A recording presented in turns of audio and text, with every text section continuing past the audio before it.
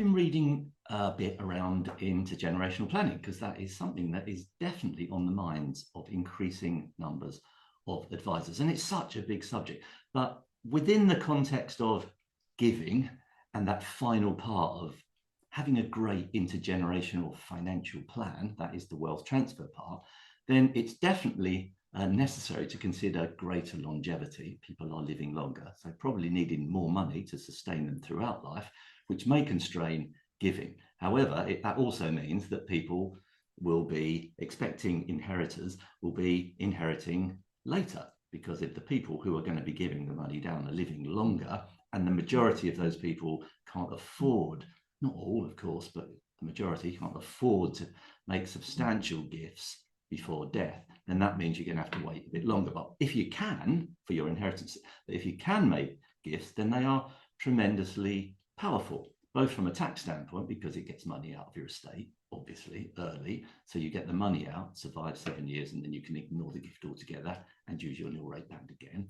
And not only that, you get the growth on the estate, on the asset you've given outside of your estate from the point of giving. So it definitely makes tax sense. It's just that it might not be possible for many people if they need access to the money or the assets themselves. Of course, there are ways of doing that if you have cash available using combinations of trusts and financial products or business relief qualifying solutions, all of that.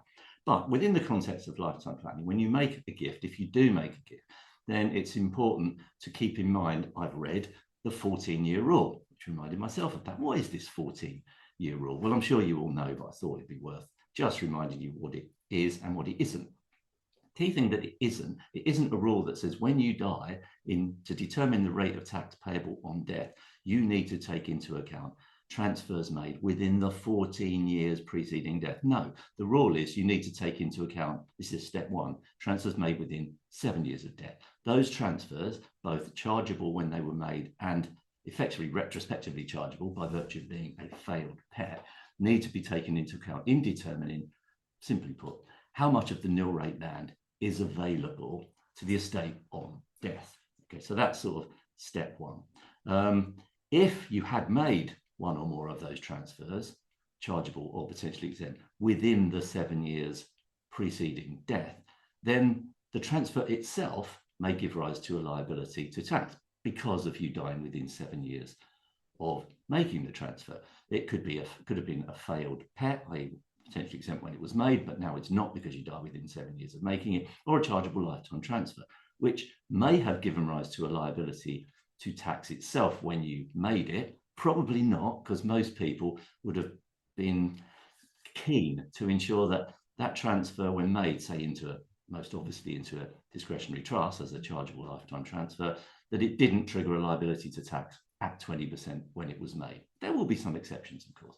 So basically, failed PET, CLTs made within 7 years of death not only have to be taken into account in determining how much of the nil rate band is available to the estate, but also, Peter Cook and Dudley Moore reference, could give rise to a liability to tax of themselves. And in determining what that liability is, you need to then look back 7 years from the date that gift was actually made to determine how much of the nil rate band, and therefore how much of a tax liability possibly, arises on that transfer itself now. So we go back in time to the date it was made, look back 7 years from that date, go, okay, what tax would have been payable on that transfer effectively if it had been made on death, using the nil rate band in force at the date of death and the rate of tax applicable on the date of death. So pretty much for most people, they'll be looking at 325,000 for the nil rate band, and they'll be looking at 40% for the rate of tax.